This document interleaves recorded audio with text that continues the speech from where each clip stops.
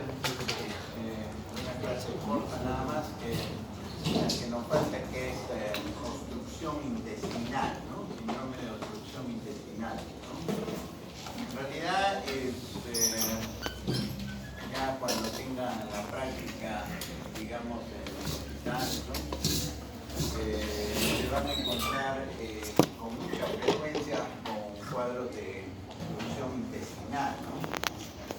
Y bueno, pues hay que decidir, hay veces, en qué momento ese cuadro de repente de obstrucción intestinal es algo definitivo y el paciente de repente tiene necesidad de ingresar a sala de operaciones, o de repente es un cuadro temporal, pasajero, ¿no? Y que con algunas medidas de repente se resuelve, ¿no? Y no hay mayor problema, ¿ya? Pero es una situación clínica muy frecuente, ¿no?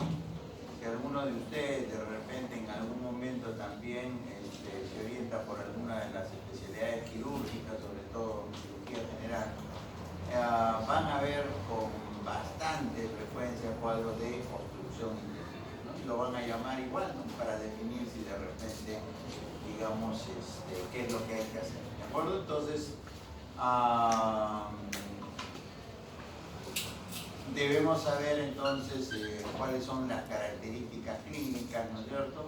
Cómo diferenciar, y lo vamos a ver, ¿no? Un cuadro de obstrucción intestinal donde el problema es por alguna obstrucción mecánica en alguna parte, o de repente el cuadro de la obstrucción intestinal de repente es solamente por un problema en lo que corresponde a la función, ¿no? Del intestino, ¿no? A la motilidad del intestino. Entonces, eso vamos a verlo, por supuesto, siempre enfocándonos en la parte semiológica, ¿de acuerdo? Listo, obstrucción intestinal entonces, ¿ah? La obstrucción intestinal, como ven ahí, puede ser una obstrucción completa o puede ser una obstrucción parcial, ¿cierto? La obstrucción parcial, usualmente muchas veces la referimos como la suboclusión intestinal, ¿no? Muchos de esos cuadros de verdad se pueden resolver, ¿no? Cuando hay una obstrucción o oclusión intestinal, bueno, como su nombre le indica, hay una detención completa y persistente, ¿no? Del contenido intestinal en alguna parte del tubo digestivo, ¿no? Hay algunas, digamos, hay algunas partes del intestino que se obstruyen más que otras, ¿no? Por ejemplo, si alguien me dice cuál se obstruye más, el intestino, el colon derecho o el colon izquierdo, la respuesta es el colon izquierdo, ¿no? Hay más obstrucción. No es frecuente, digamos, la obstrucción del colon, digamos, ascendente, ¿no? La zona del colon derecho, ¿de acuerdo? La obstrucción parcial o suboclusión, como ven, si la detención no es completa ni, por supuesto, no es persistente, ¿de acuerdo? Otro concepto que ustedes deben conocer es, y lo van a escuchar también con mucha frecuencia en práctica médica, es cuando hablan de hilio, ¿no? Un hilio mecánico o un hilio paralítico, ¿no? En el hilio mecánico, obstrucción mecánica, hay algo, ¿no? Que impide, ¿no? Que impide el paso del contenido intestinal, ¿no? En cualquier parte, como estamos diciendo, del tubo digestivo. Y ese algo, entre comillas, que impide el pasaje, ¿no? De los fluidos, de los gases, etcétera, etcétera, puede ser por algo, digamos, de la pared del intestino, por algo que está en la luz del intestino, ¿no? O algo que es extraluminal, ¿no? Y que comprime, ¿no? el intestino, ¿no? El intestino es un tubo, ¿no es cierto? Y como cualquier tubo, ¿no es cierto?, que usted tiene, se puede obstruir por algo de afuera que lo comprime, por algo que de la pared que crece y lo obstruye, o de repente por ahí algo, ¿no es cierto?, algo interno, ¿no? Es igual cuando alguien tiene una atelectasia, ¿no es cierto?, ¿no? Los bronquios al final son unos tubos, ¿no? Unos tubos. Una atelectasia se puede producir por algo que comprime, se puede producir, ¿por qué? Porque de repente crece algo de la pared, por ejemplo, un tumor, ¿no es cierto?, de un bronquio, y obstruye y se atelectasia una parte del pulmón, O puede ser porque de repente pues hay algo en la luz, ¿no? Moco, por ejemplo, ¿no? Moco, secreción, y eso obstruye. Igual es el intestino, ¿no? Entonces, en el hilo mecánico hay pues, como dice, un obstáculo mecánico, ¿no? En cambio, en el hilo paralítico, y ahora vamos a ver, ¿no? Es una alteración o es un problema en la motilidad, ¿no es cierto? Una parálisis del músculo, ¿no? Y que rara vez pues lleva a pensar que de repente es un problema quirúrgico, ¿no? Entonces, a veces se pueden acodar y transformarse en un hilo mecánico, pero el hilo paralítico, digamos, puro, es fundamentalmente un problema, digamos, en el movimiento, en el peritaldismo del intestino, ¿de acuerdo? Entonces, hay que tener claro y hay que diferenciar bien estas dos situaciones, ¿no? La etiología, entonces, en primer lugar, ¿no? El hilo mecánico, ¿no? Ahí ven una lista de situaciones, ¿no? O de problemas que pueden obstruir el intestino. Y vamos a hablar de los más frecuentes, ¿no? Y ahí de alguna manera están resaltados, ¿no? Las adherencias, ¿no? Las adherencias postquirúrgicas, ¿no? Entonces, los pacientes entonces que han sido operados, ¿no? Que tienen cirugía, 2 o 3 cirugías, de repente lo operaron de vesícula, lo operaron de apéndice, lo operaron, no sé, pues si es una damita, de repente una histerectomía, tienen varias cirugías, ¿no? Y algunas personas pues tienden a formar bridas, adherencias, ¿no es cierto? Y esas bridas, adherencias en algún momento pueden hacer que el intestino se obstruya, ¿no?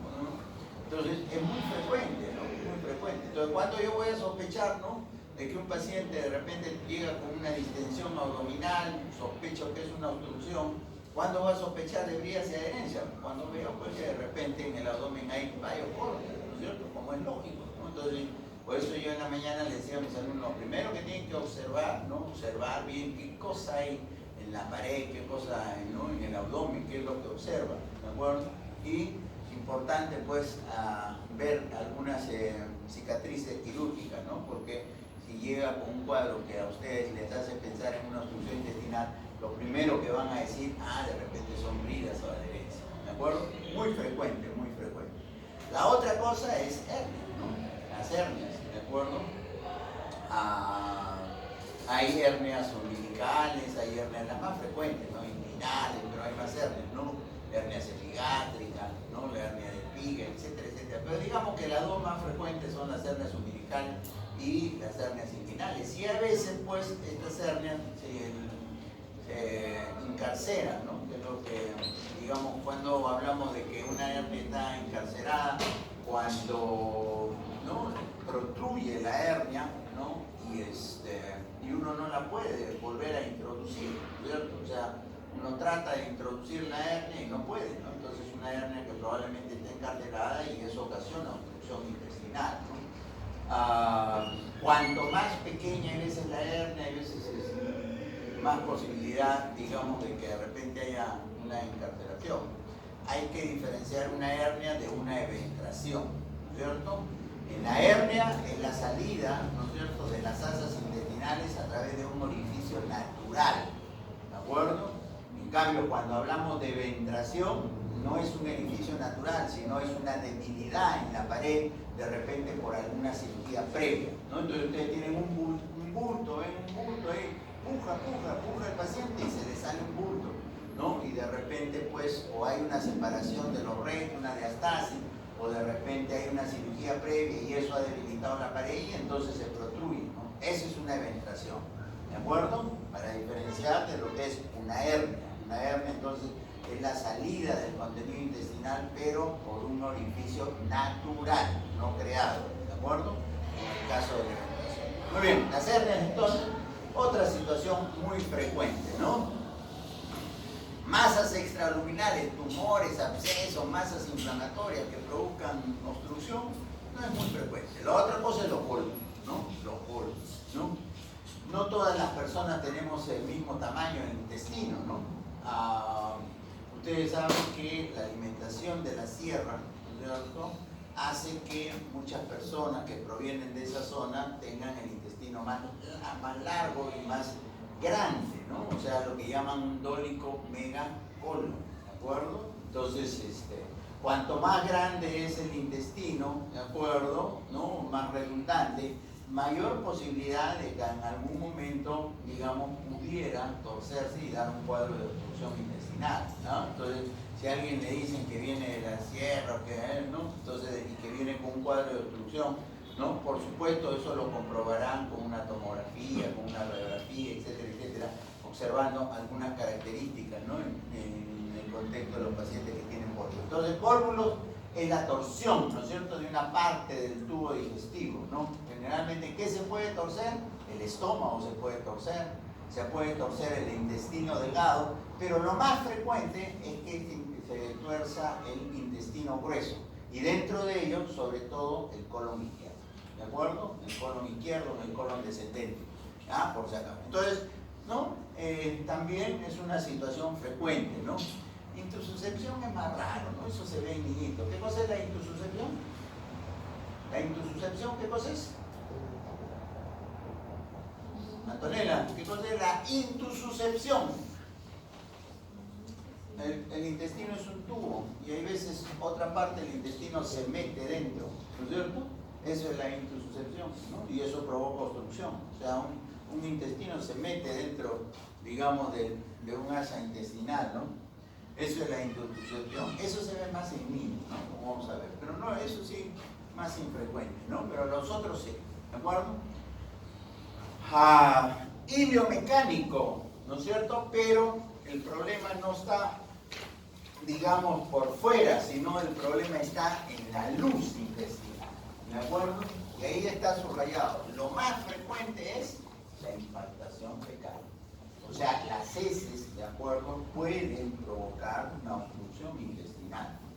Muchas veces se resuelve, ¿no?, la mayoría de las veces se resuelve con qué cosa, haciendo un tactito rectal, movilizándolo, poniéndole un enema, poniéndole una sondita rectal, ¿no?, y se resuelve el cuadro, ¿no?, la mayor parte de los casos. Pero hay personas que se han ido a cirugía por una implantación fecal, ¿no? Generalmente, pues, mucho más frecuente en quién, en personas que no se movilizan, ¿no?, que están postrados, ¿de acuerdo?, ¿no? Entonces, cuando usted tiene un paciente postrado, por cualquiera sea la razón, una fractura o de repente un accidente cerebrovascular que lo ha dejado postrado y hace una distensión, ¿no es cierto?, abdominal, lo primero que deben pensar es que no esté impactado, ¿no?, que tenga, digamos, heces que están ocasionando la obstrucción. Hay mayor, digamos, hay otras situaciones también, ¿no es cierto? Cuerpos extraños o parásitos. ¿En qué parte del intestino a dónde podría un parásito obstruir el intestino? ¿En qué parte del intestino? ¿A alguien se le ocurre? ¿En qué parte del intestino? Un parásito, un ascaris.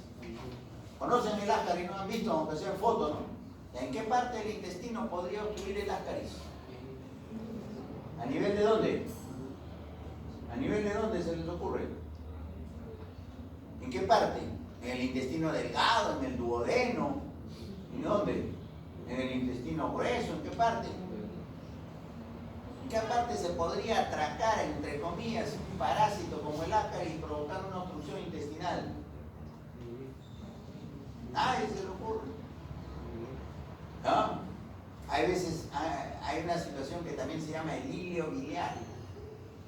El hilio biliar es cuando, ¿qué cosa? Un cálculo pasa, ¿no?, pasa por el colédoco, sale hacia el duodeno, ¿no es cierto? ¿Y dónde se puede enclavar un cálculo? Un cálculo que no es tan grande. ¿Dónde? ¿Dónde creen? Porque si no, queda hasta abajo. ¿A dónde? ¿En qué parte? ¿En qué parte de la masa angosta? ¿Dónde? ¿En la ampolla de qué? En la ampolla de Baster. Salió el cálculo de... No, pues ya pasó el intestino. Ni la ampolla de Baster que va a obstruir el intestino. Estamos hablando de obstrucción intestinal, eso será pues obstrucción de la vía biliar, ¿no? Estamos hablando acá de obstrucción del intestino. ¿Qué parte del intestino? Nadie se lo ocurre. ¿Dónde se puede quedar un áscara y dónde se puede quedar un cálculo? Y por lo tanto dar un hilio biliar y una distensión abdominal, una obstrucción. En la válvula iliocecal. La válvula iliocecal, pues ahí, ¿de acuerdo?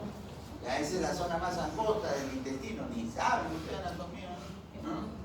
La válvula iliocecal, pues ahí se pueden clavar, ahí se puede quedar y dar una obstrucción. Ah, ¿alguien me decir eso vemos a cada rato? No, pues no, rarísimo. Pero hay el hilio biliar por si acaso, ¿ya? Lo más frecuente entonces implantación fecal, ¿no? Un parásito, besoar, ¿saben qué es lo que es un besoar, no?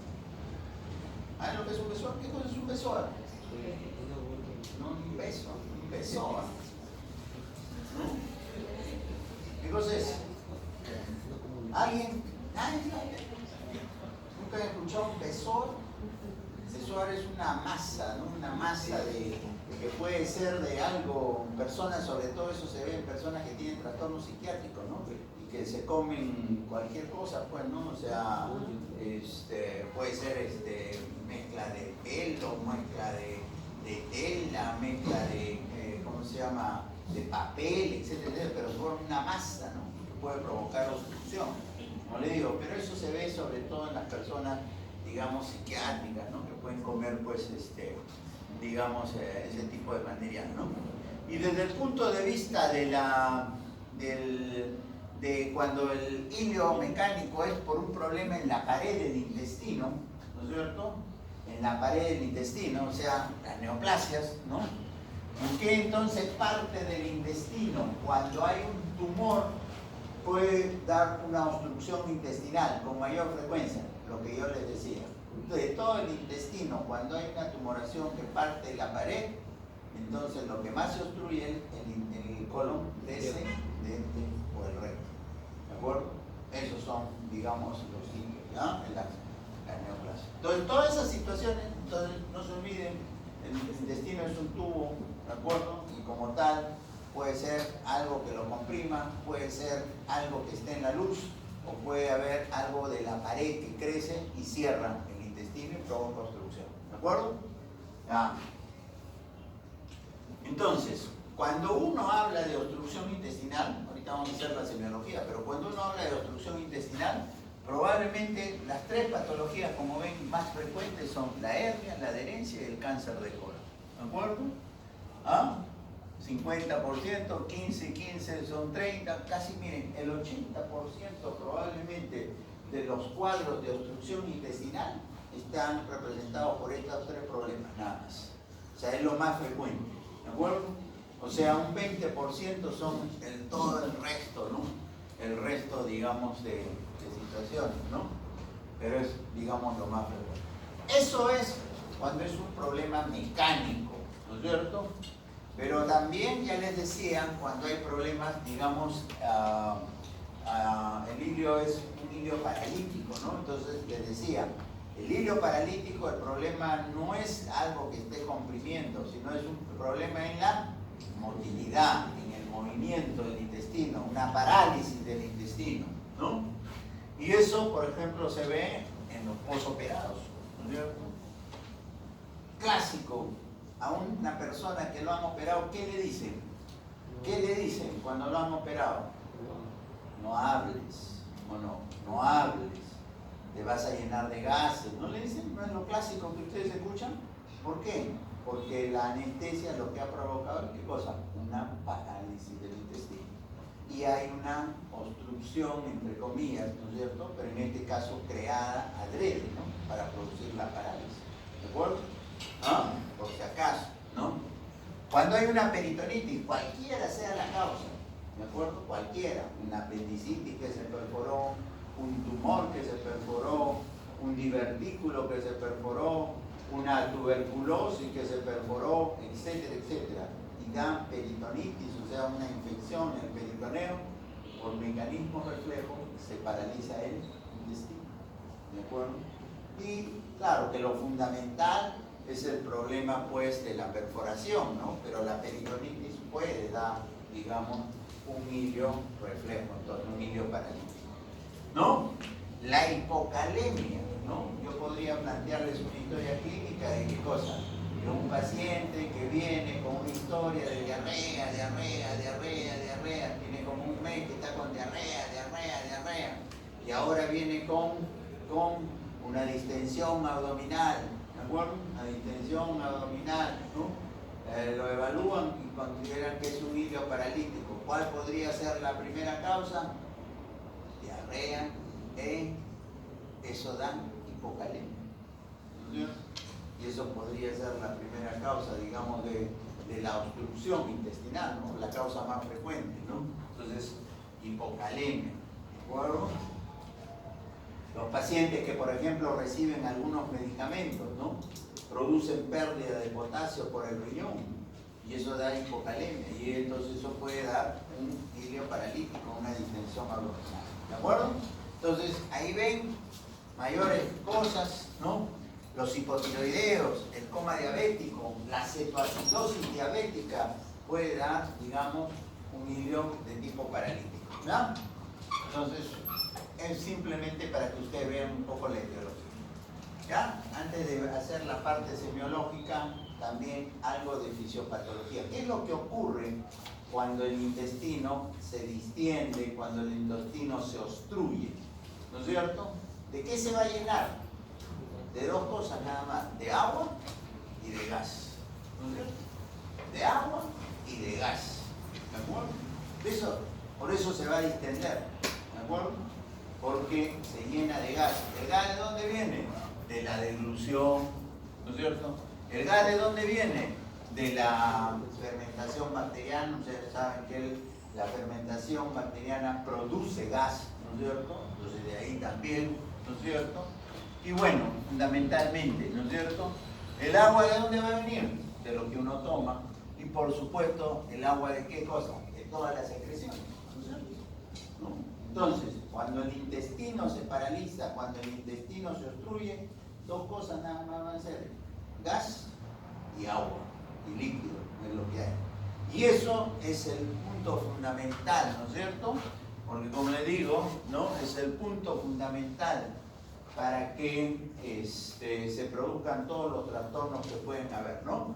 Entonces, la ausencia de la motilidad, ¿qué puede ocasionar?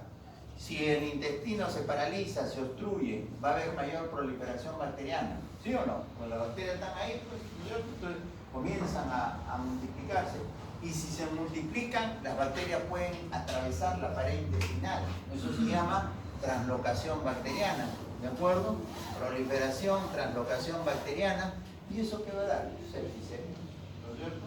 O sea, cuanto más tiempo un intestino esté obstruido, mayor posibilidad de que hagan un cuadro infeccioso generalizado, que eso es sepsis, ¿de acuerdo?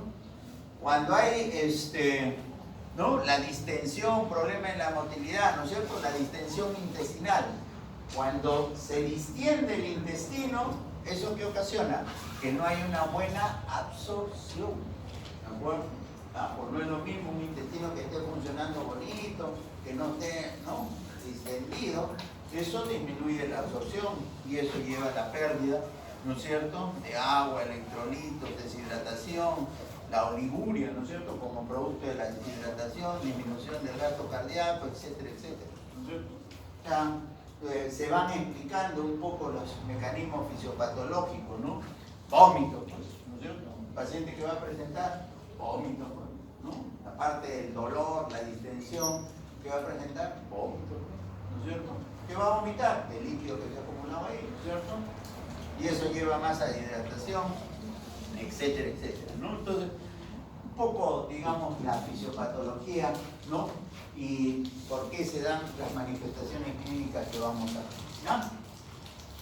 Listo, entonces, ya, empezamos la parte semiológica, ¿no? La parte semiológica.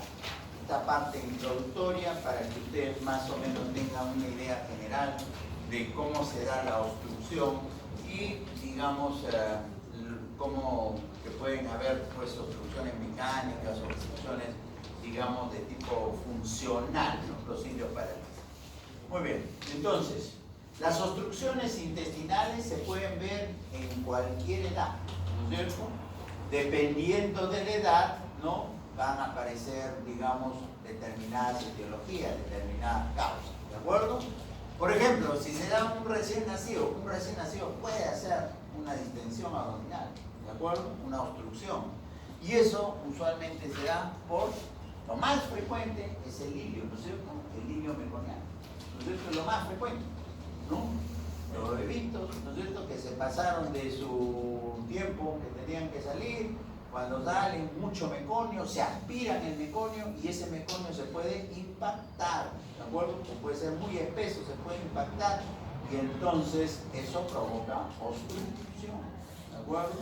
Entonces un recién nacido puede hacer obstrucción. ¿Qué cosa es el Hirschsprung?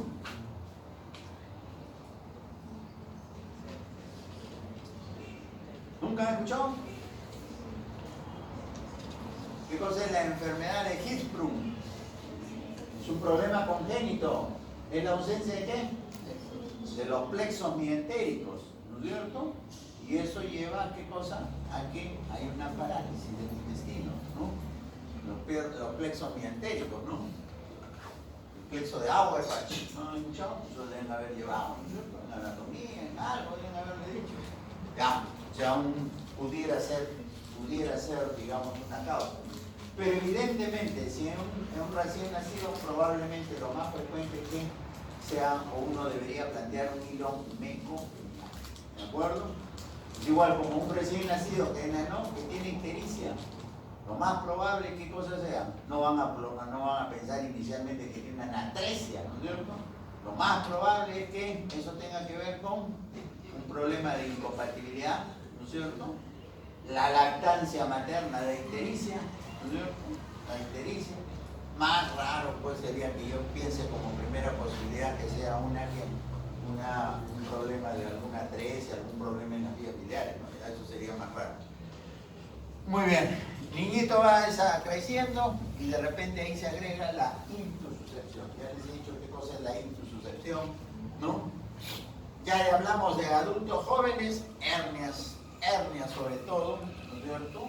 Son los que pueden provocar. Hablamos de los adultos, ya, y más si tienen, como les digo, cirugías previas, bridas, hernias, neoplasias. Entonces, es importante más o menos el grupo etario, ¿no? En qué edad, en qué etapa se da la obstrucción para plantear, digamos, los diagnósticos, ¿no? Los diagnósticos de cuál podría ser la causa, ¿de acuerdo? Como siempre, entonces, le decía antecedentes, ¿no? Los antecedentes te pueden orientar, ¿no? A cuál podría ser la causa. Hay veces no ayudan, hay veces no apoyan, pero siempre uno tiene que preguntar antecedentes, ¿no? Y los antecedentes, no se olviden, en las historias clínicas se evolucionan, ¿no es cierto? Cuando un antecedente, por ejemplo, tan frecuente, hipertensión arterial, no es posible que alguien en la historia clínica pone hipertensión arterial, sí, diagnóstico de hace 6 años, que recibe captopril 3 veces al día, ¡pum! Se acabó.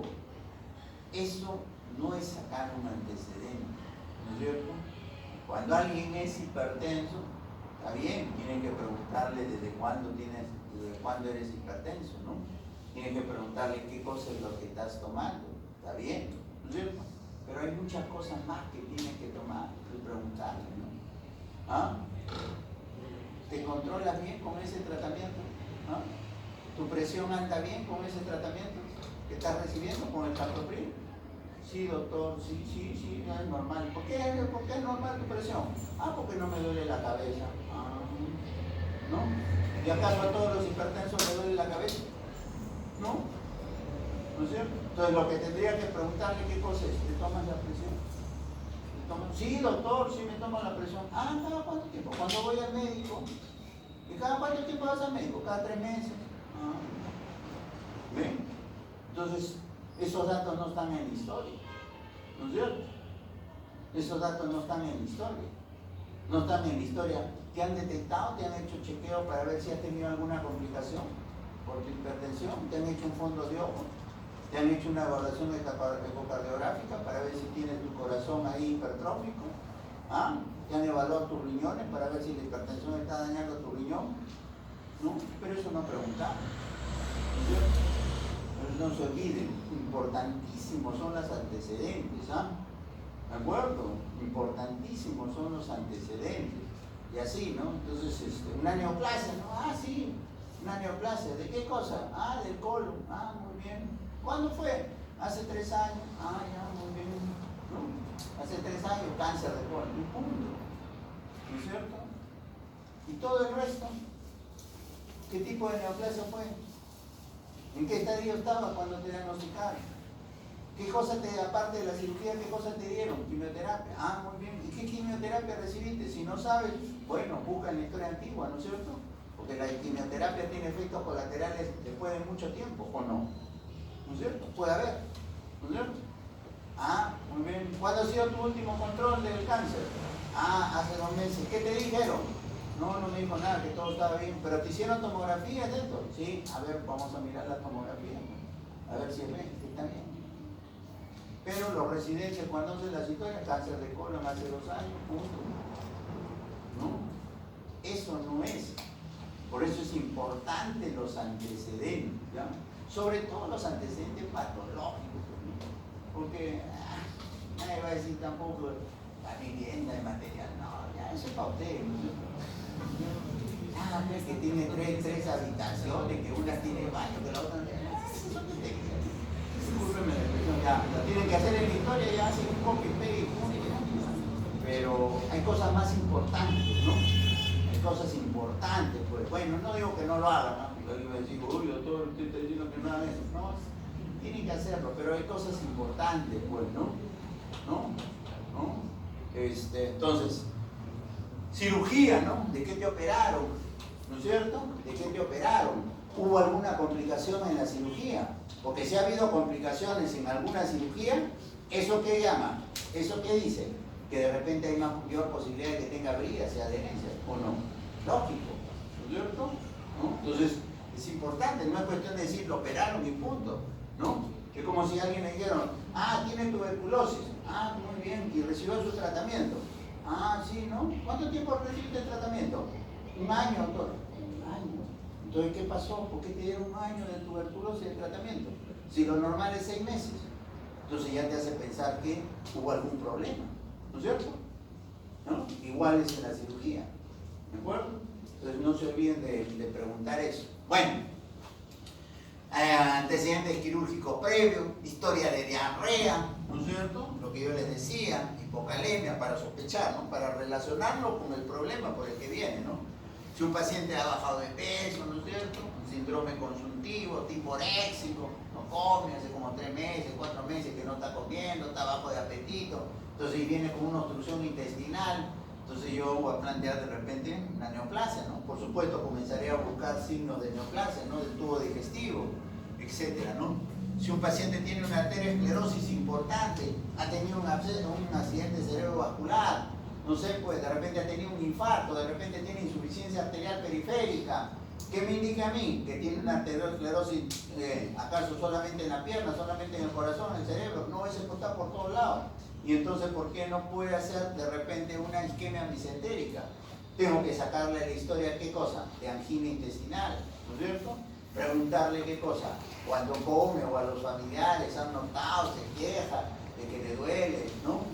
El abdomen, eso es una historia de angina intestinal. Y de repente el paciente viene distendido y puedo plantear en el diagnóstico diferencial, que no vaya a ser isquemia mesentérica, ¿no? Entonces, esos datos a veces es importante, ¿no?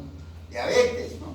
Entonces, un paciente diabético, todavía no tengo sus resultados, no sé cómo estará su glicemia, pero un diabético que me viene distendido, ¿no? Que me viene respirando rápido, una respiración acidótica, ¿no? De repente es una acidosis y esa es la causa de la distensión abdominal y de las náuseas y de los vómitos, ¿de acuerdo? Por eso que es importantísimo, ¿no? Los antecedentes hay veces para correlacionar si tiene alguna relación con el problema por el que viene el paciente, ¿no? Presencia andina, si tenía cálculos familiares, si trastorno de personalidad, alguna de las cosas que les he dicho, ¿de acuerdo? Entonces, siempre no se olviden antecedentes, ¿de acuerdo? Entonces, un paciente que tiene una obstrucción intestinal, ¿por qué viene? Y ahí está. Los síntomas cardinales son los que se señalan ahí. Dolor, distensión abdominal, ¿no es cierto? Está distendido, distensión abdominal, vómitos y muchas veces que hay ausencia de emisión de gases o heces, ¿de acuerdo? Pero acá les hago una salvedad. Hay pacientes obstruidos y que hacen deposiciones. Hay pacientes que tienen la vejiga, no sé, pues en el epigastrio y orinan. ¿De acuerdo? Entonces la enfermera dice, no, pero se acaba de orinar, no creo que tenga globo. Y el globo está hasta acá. ¿De acuerdo? Ya. ¿Por qué orinan? Por rebosamiento. ¿De acuerdo? Por si acaso. Y así que no se dejen engañar. ¿Por qué hacen deposición? Ah, pues porque por debajo de la obstrucción pueden haber secreciones, sin habiendo secreciones, y eso puede eliminar el paciente. ¿De acuerdo? ¿Ah? Entonces, hay veces, no siempre es que hay ausencia, por si acaso, pero por supuesto serán algunos despeños, no será una deposición grande, ¿no es cierto? Muchas veces es inclusive como una pequeña diarreíta, ¿ya? Por si acaso, no se dejen engañar, y el paciente está extendido, el paciente está obstruido, por si acaso. ¿Ya? Entonces, dolor. Generalmente, ¿no?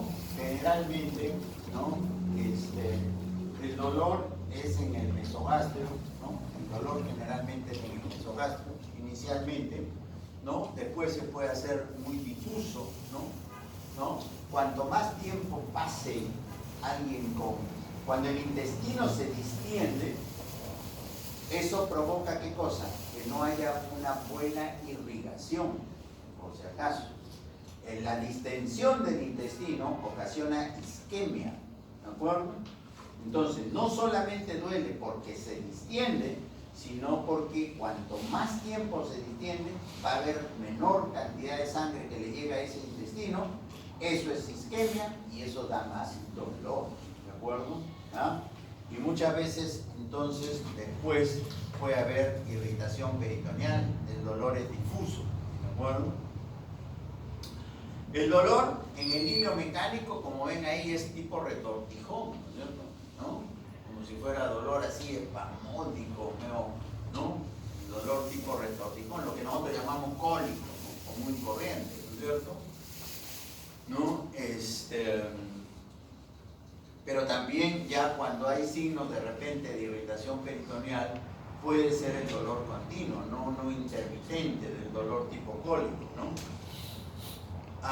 O sea, el dolor continuo puede ser en el hilo paralítico, en la isquemia, en la perforación, en la estrangulación de un asa intestinal. Entonces el dolor puede ser continuo, ¿no?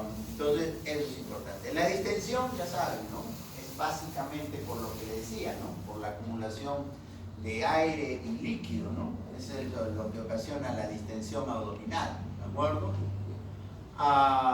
Los vómitos es importante, ¿no es cierto?, para saber dónde está la obstrucción, o por lo menos, más o menos nos puede dar una idea, ¿no? Y ya creo que en algún momento comentaba, ¿no? Generalmente cuando es una obstrucción del estómago, ¿no? Los vómitos pueden ser vómitos con restos de alimentos, ¿no es cierto? Pueden ser, a veces, vómitos postprandiales tardíos, ¿no es cierto?